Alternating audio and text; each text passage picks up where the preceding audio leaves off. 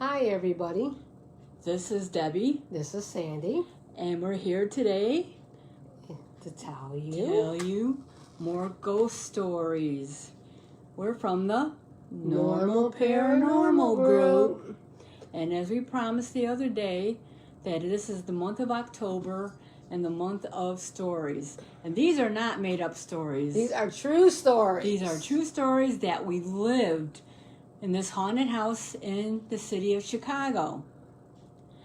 And is hauntings due to old houses only? No.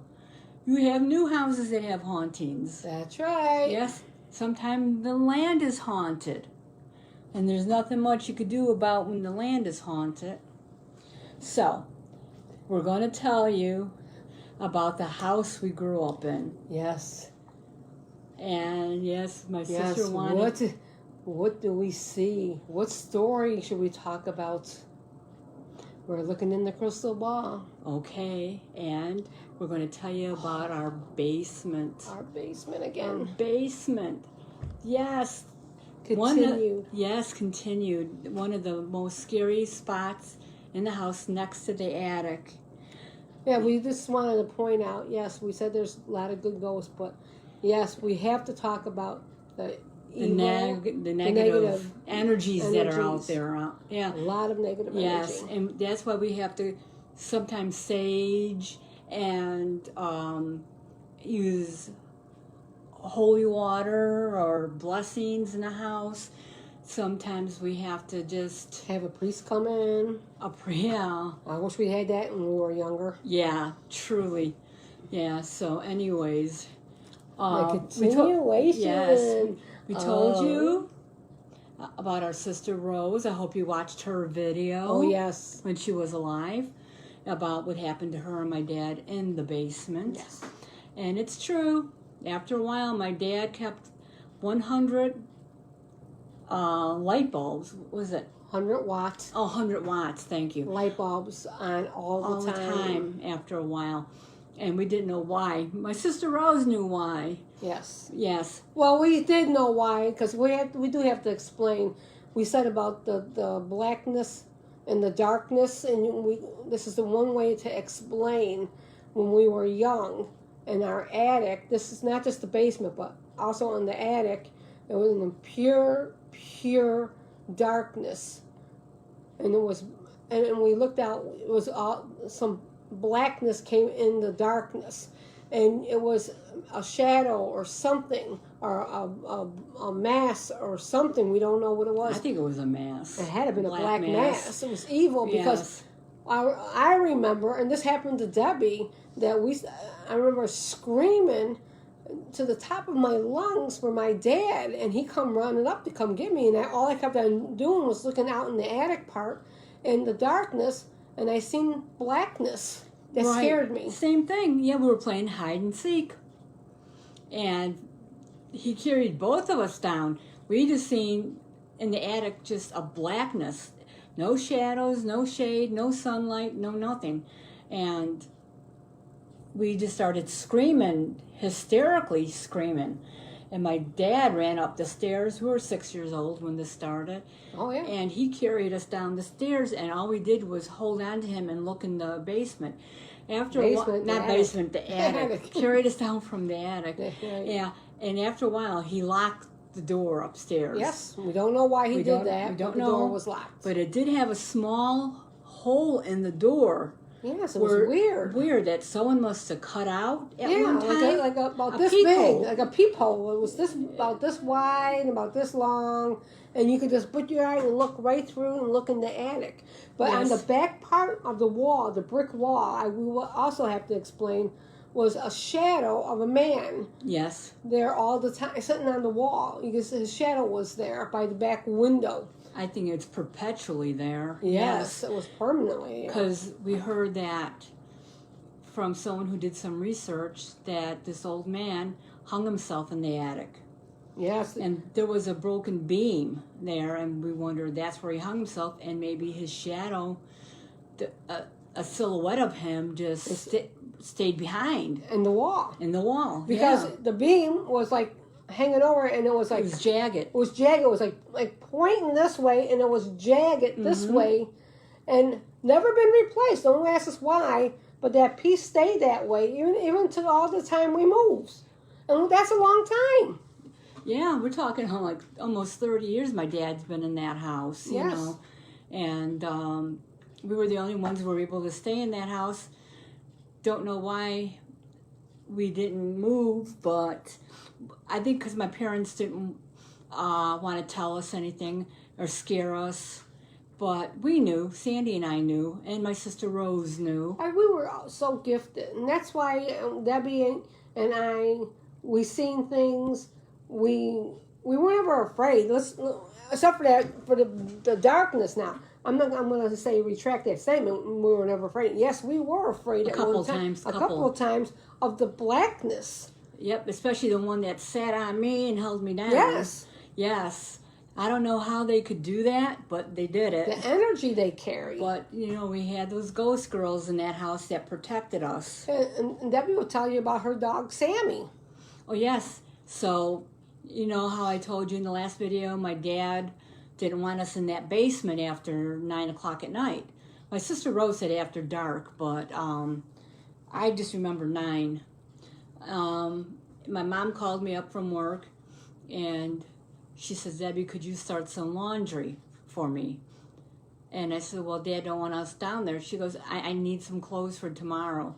And I said, okay. So I have to tell you that we had to go out the back porch, down the outside stairs, and around to the doorway to the basement.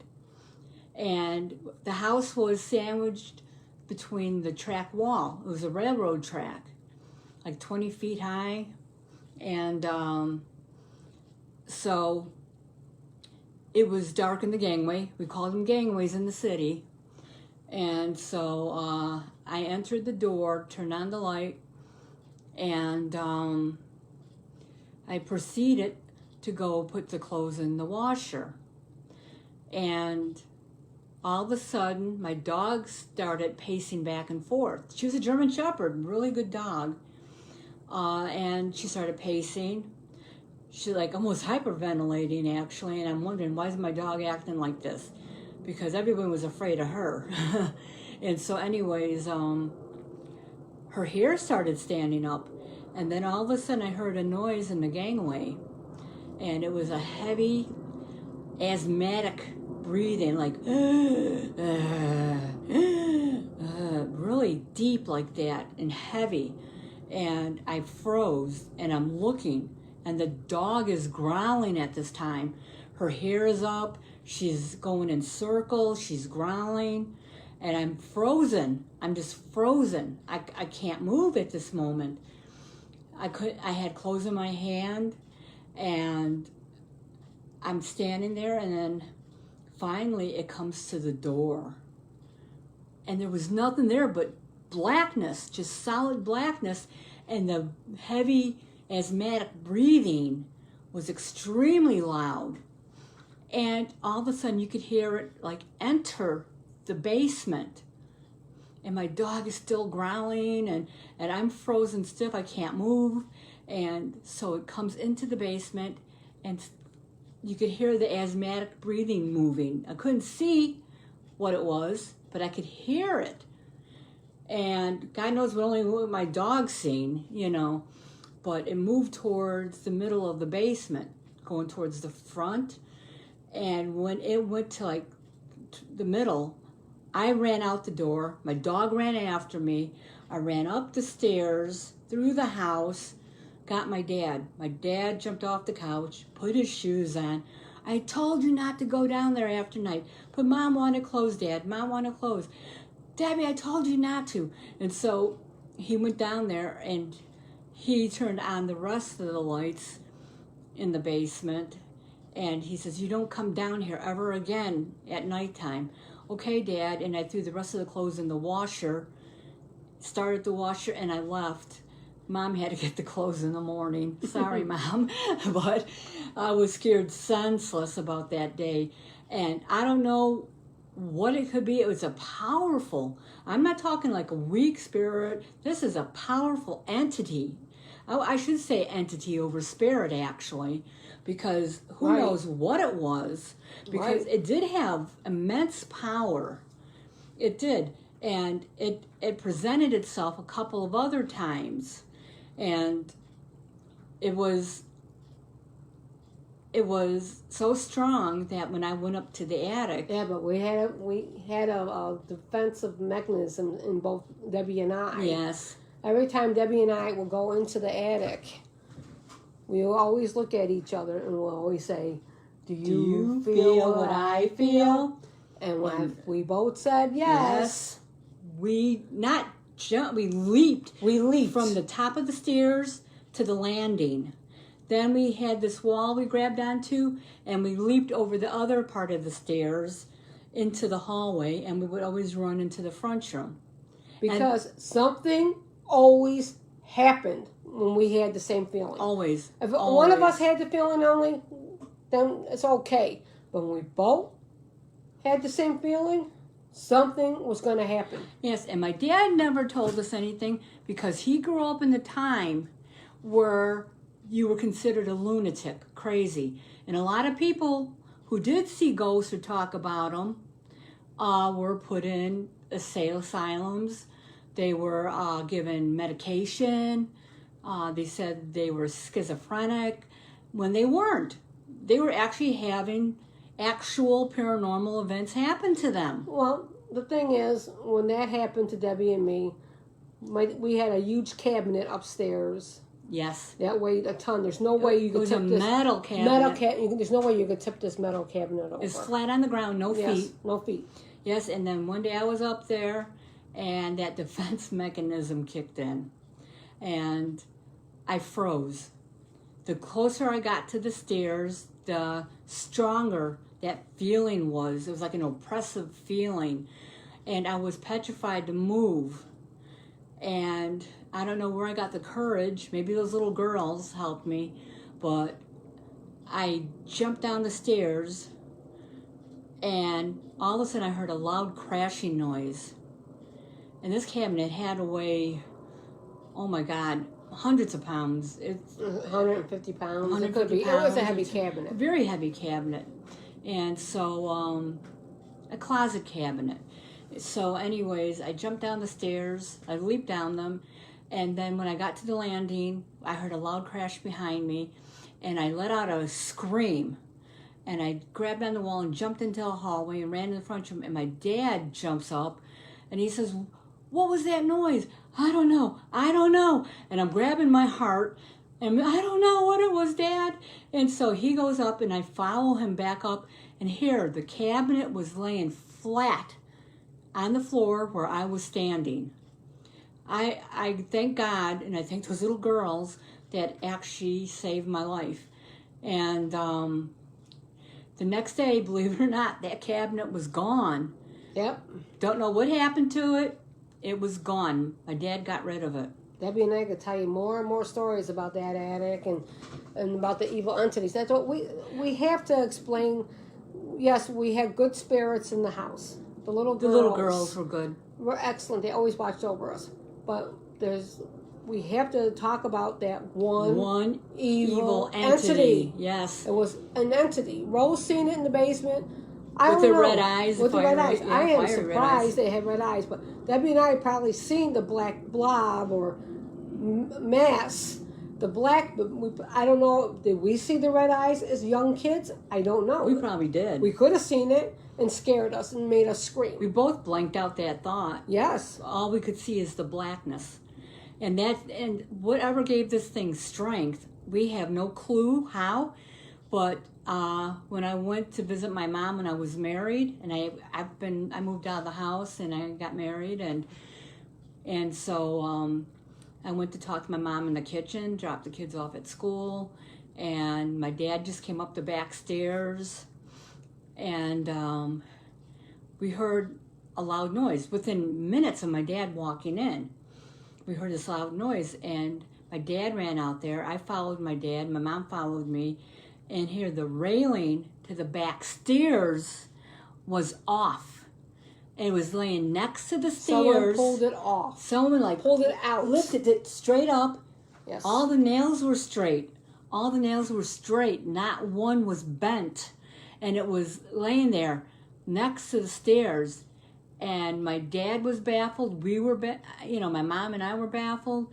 And for something to have this strength, and you know what? It's still there. It's still there. It's still there. Don't let anyone tell you you just could get rid of a entity out of the house and, oh, you do this. No. Nope. Don't forget, it could be the land. It could be something there. I mean, Debbie and I blessed our house many times, and it would calm down. Yes, it will calm down. Later on, when we were older, we blessed the house. We would go, holy water and go around blessing everything. Yeah, it was like a higher voice talked to me. Yes. And we didn't know about exorcisms. We didn't know about the occult and all that, really. No, we didn't know none of that. We didn't know stuff. anything. And something like possessed me to go to the rectory where the priests live, and I asked for holy water.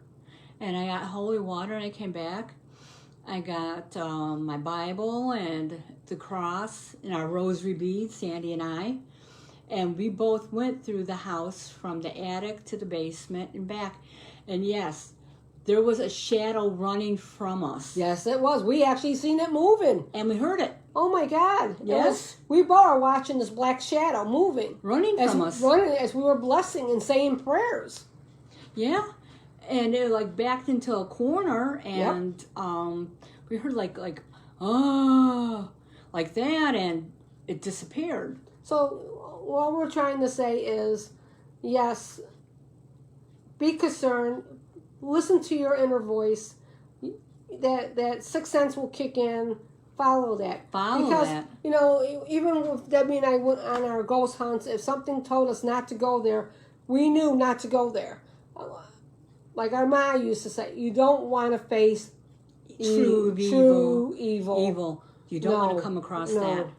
And we come across evil. Yes. And and yes, it could be in a person. They have like no soul, nothing in their eyes. Their eyes are just empty. Yes. And you could tell when you come across one. Yes. That's another story. Oh yeah, that's another story. Right. So, that's what they call walk-ins. Okay. And we'll talk about walk-ins later. Later, yeah. But don't believe in the that everything who's possessed has black eyes. They don't. They don't. No. They look normal. Right. But there's a hollowness in the eyes. You'll know. You can feel it. Right. And we'll talk to you later about that. But in the meantime, we hope you enjoy our ghost stories. Until next time. time. Bye, everybody. Bye.